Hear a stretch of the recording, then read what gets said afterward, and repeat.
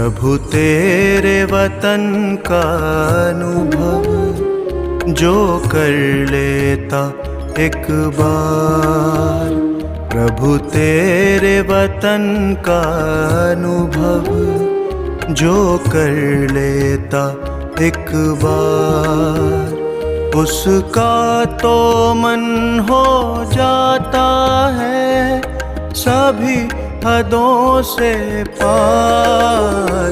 प्रभु तेरे वतन का अनुभव जो कर लेता एक बार। प्रभु तेरे वतन का अनुभव जो कर लेता एक बार।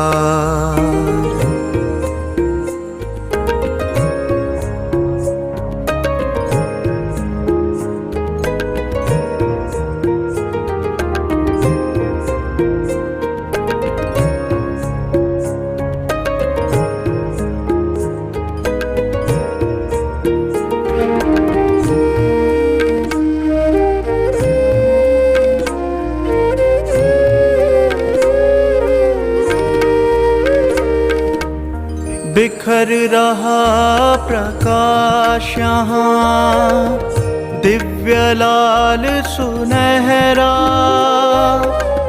बंधन मुक्त अवस्था का यहाँ हो रहा अनुभव गहरा। बिखर रहा प्रकाश यहाँ दिव्य लाल सुनहरा,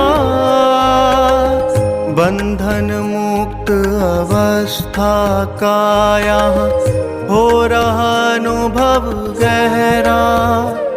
समा के तेरी किरणों में मिल रहा आनंद अपार। प्रभु तेरे वतन का अनुभव जो कर लेता एक बार। प्रभु तेरे वतन का अनुभव जो कर लेता एक बार। ओम शांति। Good morning.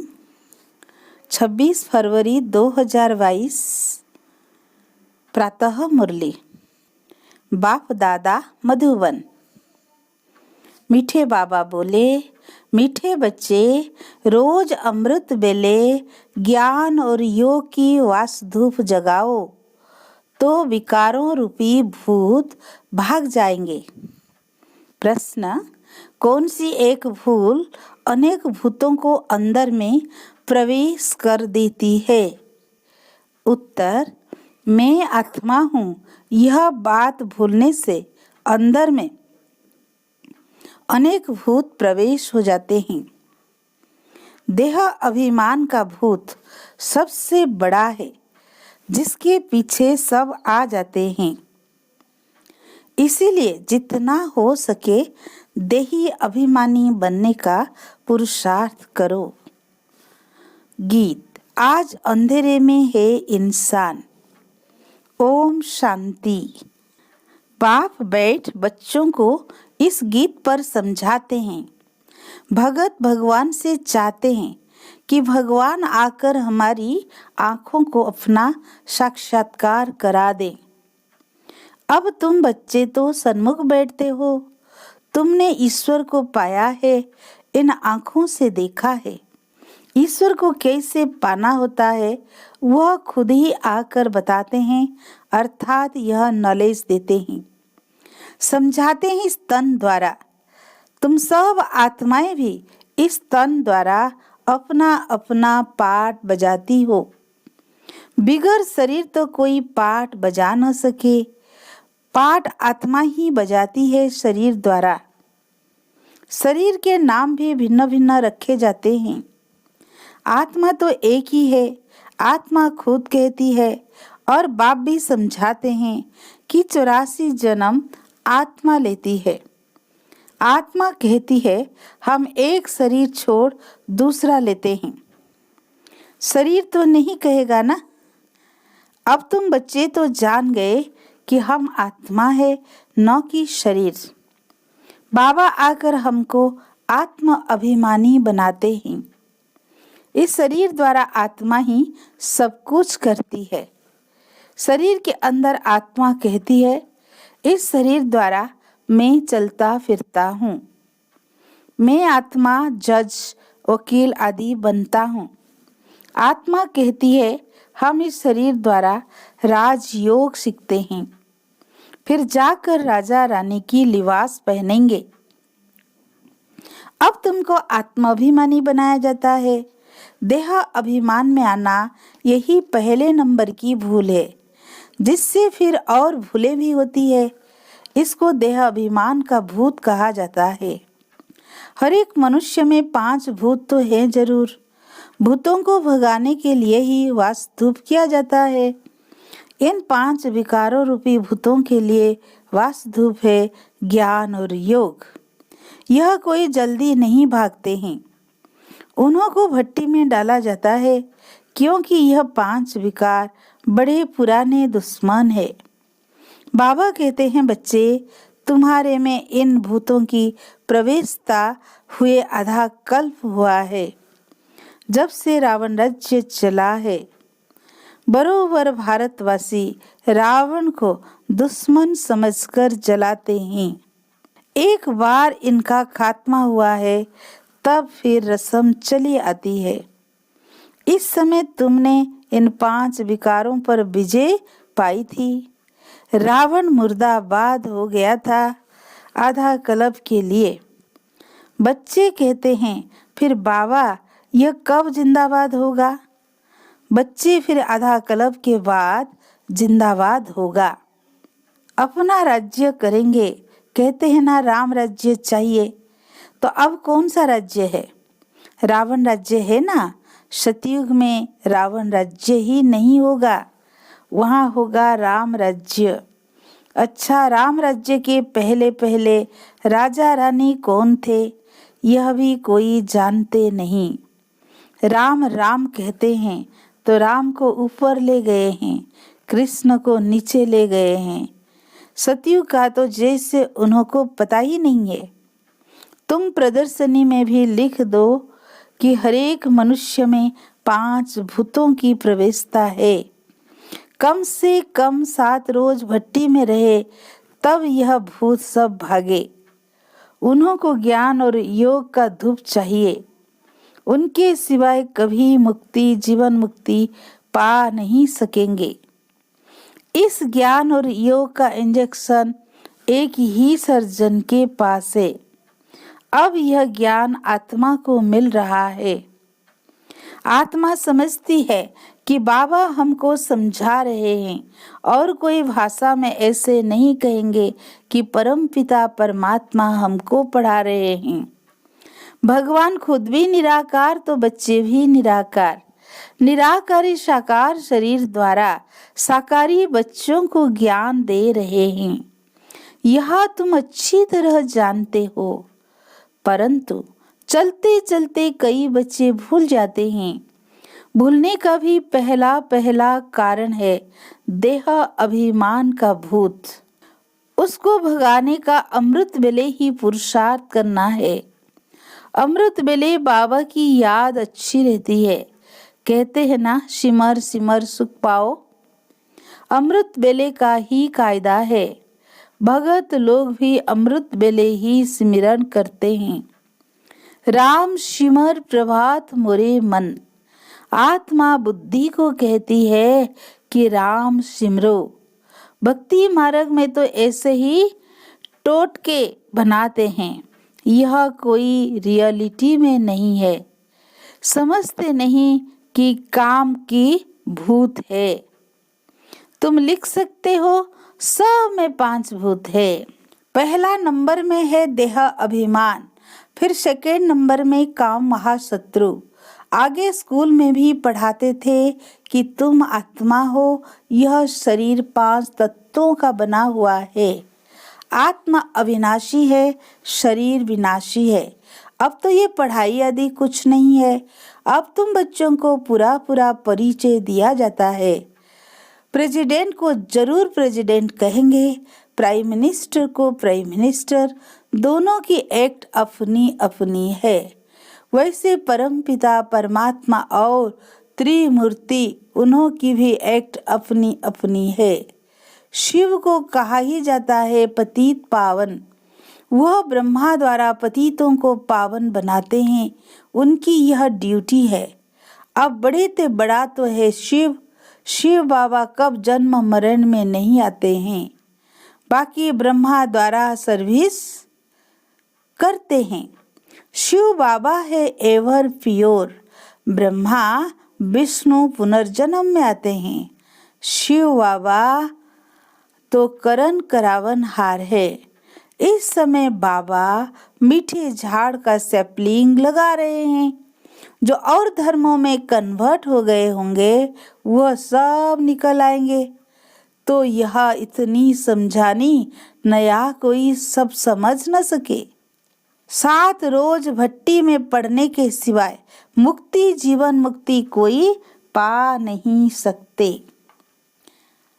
तुमने भी भूतों को निकालने के लिए कितनी मेहनत की है। बुद्धि जब पवित्र हो तब ज्ञान अमृत ठहर सके। तुम बच्चे समझ सकते हो तो बरोबर बाबा की याद भूल जाती है। बहुत देहाभिमान आने से फिर मित्र संबंधियों आदि तरफ लव चला जाता है। कोई को भी मोह का भूत न आए। बाबा को कितने ढेर बच्चे हैं, मोह की बात ही नहीं जानते हैं। आत्मा कभी मरती नहीं, मरने का ही डर रहता है। आत्मा भी अविनाशी है, परमात्मा भी अविनाशी है। वो जन्म मरण में नहीं आता। बाबा कहते हैं मैं शरीर का लोन लेता हूँ। मेरे रहने से इनको बहुत फायदा है। इनकी आयु बढ़ जाती है, गुलगुल हो जाते हैं। इनको सब खामियां खत्म कर बिल्कुल नया बना देता हूँ। बाबा तो है ही सुखदाता। मेरे कारण यह भोग सीखते हैं, तब तंदुरुस्त बन जाते हैं। किसको गाली देना, गुस्सा करना, ये सब आसुरी स्वभाव है। सतयुग में यह गाली आदि होती ही नहीं। नाम ही कितना फर्स्ट क्लास है, हेवन पैराडाइज। कहते हैं क्राइस्ट से 3000 वर्ष पहले भारत पैराडाइज था। इस हिसाब से बरोबर 5000 वर्ष ही हुआ। यह सत्य ज्ञान और सत्य नारायण की कथा कितनी सहज है। हम अभी नर से नारायण बनने की सत्य कथा सुनते हैं, राजयोग की। फिर यहाँ की बात भक्ति मार्ग में चली जाती है। हम सभी नर से नारायण बनने की सत्य कथा सुनते हैं, राजयोग की। फिर यहाँ की बात भक्ति मार्ग में चली जाती है। यही वंडर है ना। भारतवासियों को तो पता ही नहीं कि लक्ष्मी नारायण ही राधे कृष्ण थे। इसलिए हम यह चित्र बनाते रहते हैं तो मनुष्य समझे। तुम बच्चों के सेंटर वृद्धि को पाते रहते हैं, बहुत चाहते हैं सेंटर खोले। जांच करनी चाहिए कि कितने पढ़ने वाले हैं। स्कूल में स्टूडेंट तो हमेशा चाहिए ना। पहले 2-4 आएंगे, फिर जास्ती होते जाएंगे। गली गली में मंदिर टिकाने खुलते रहते हैं, फिर 1-2 को देख बहुत आ जाते हैं। सेंटर खोलने जैसा भी चाहिए ना। हर्जा नहीं है खोलने में, परंतु विघ्न बहुत पड़ते हैं विकार के कारण। हम तो सिर्फ गीता सुनाते हैं, परंतु शुरू से इस विष के कारण झगड़ा चलता ही रहता है। समझते हैं यहाँ जाने से विष का प्याला नहीं मिलेगा। इस पर मीरा का इतिहास भी है। ऐसे तो बहुत कन्याएं और बालक ब्रह्मचारी रहते हैं, उनको तो कोई कुछ नहीं कहता। यह तो कल पहले भी गाली खाई थी, यह तो होना ही है। कोई तो पवित्रता की प्रतिज्ञा करते हैं, फिर हार भी खा लेते हैं। कल्प कल्प की लटरी है, इसमें जांच की जाती है कहाँ तक वर्षा लेते हैं, फिर कल्प कल्प लेते रहेंगे। कहाँ काम न मिलने कारण फिर क्रोध में आकर बड़ी हंगामा करते हैं, तकलीफ बहुत देते हैं, मारते भी हैं, फिर जब समझ जाते हैं तो माफी भी ले लेते हैं। फिर भी अपकारी के ऊपर उपकार करना होता है। कहेंगे अच्छा फिर पुरुषार्थ करो, अपकारी पर उपकार कर उठाना बेहतर है, रहम दिल बनना होता है। पहले पहले मेहनत है आत्म अभिमानी बनने की। देह अभिमानी होने से बाप को भूल जाते हैं, फिर भूलें होती रहेगी। हरे की चलन से पता पड़ जाता है। मुख से हमेशा रत्न निकालना चाहिए, पत्थर नहीं। आगे पत्थर निकलते थे, अब रत्न निकालनी चाहिए। तुम्हारा नाम है रूप बसंत।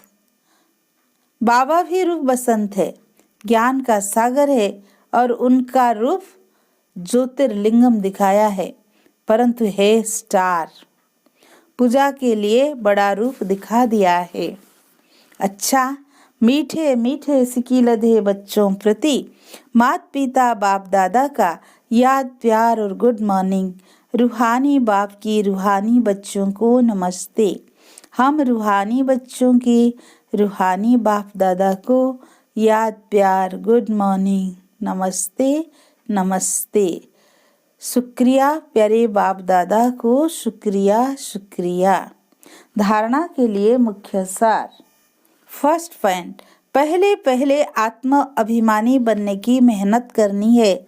देह अभिमान में कभी नहीं आना है। रहम दिल बन अपकारी पर भी उपकार करना है।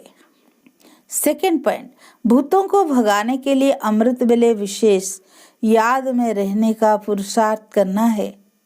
मीठे झाड़ का सैपलिंग लगाने में बाबा का सदा मददगार बनना है। आज का वरदान, बेहद की वैराग्य वृत्ति द्वारा मेरेपन के रयाल रूप को समाप्त करने वाले न्यारे प्यारे भव। बेहद की वैराग्य वृत्ति द्वारा मेरेपन के रयाल रूप को समाप्त करने वाले न्यारे प्यारे भाव। समय की समीपता प्रमाण वर्तमान समय के वायुमंडल में बेहद का वैराग्य प्रत्यक्ष रूप में होना चाहिए।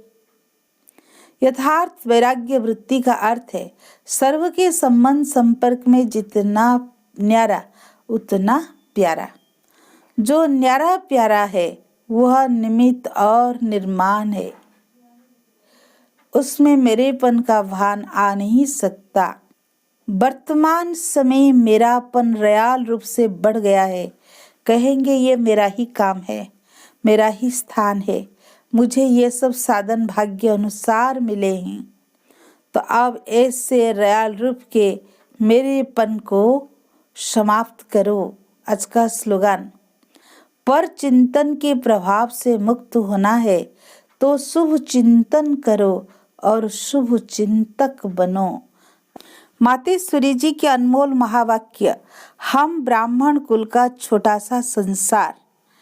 गीत, मेरा छोटा सा देखो ये संसार है।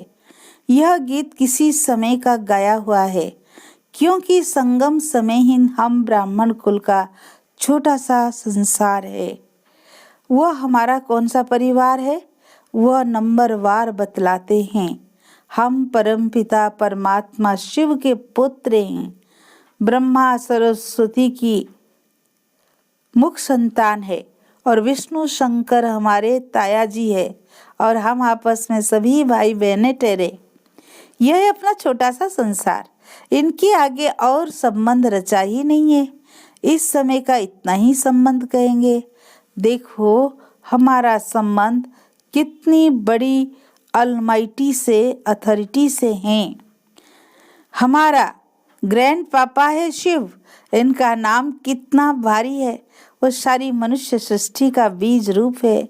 सर्व आत्माओं का कल्याणकारी होने कारण उनको कहा जाता है हर हर भोलानाथ। शिव देवों के देव महादेव। वो सारी सृष्टि का दुख हरता सुख करता है। उस द्वारा हमें सुख शांति पवित्रता का बड़ा हक मिलता है। शांति में फिर कोई कर्म बंधन का हिसाब किताब नहीं रहता, परंतु ये दोनों वस्तु पवित्रता के आधार पर रखते हैं। जब तक पिता की परवरिश का पूर्ण वर्षा ले पिता से सर्टिफिकेट न मिला है, तब तक वो वर्षा मिल नहीं सकता। ब्रह्मा के ऊपर कितना बड़ा काम है। मलेच्छ 5 विकारों में मैली अपवित्र आत्माओं को गुलगुल बनाते हैं। जिस अलौकिक कार्य का उजरा फिर सतयुग का पहला नंबर श्री कृष्ण पद मिलता है। अब देखो उस पिता के साथ तुम्हारा कितना संबंध है, तो कितना बेफिक्र और खुश होना चाहिए। अब हर एक अपने दिल से पूछे, हम उनके पूर्ण रीति हो चुके हैं? अच्छा, ओम शांति।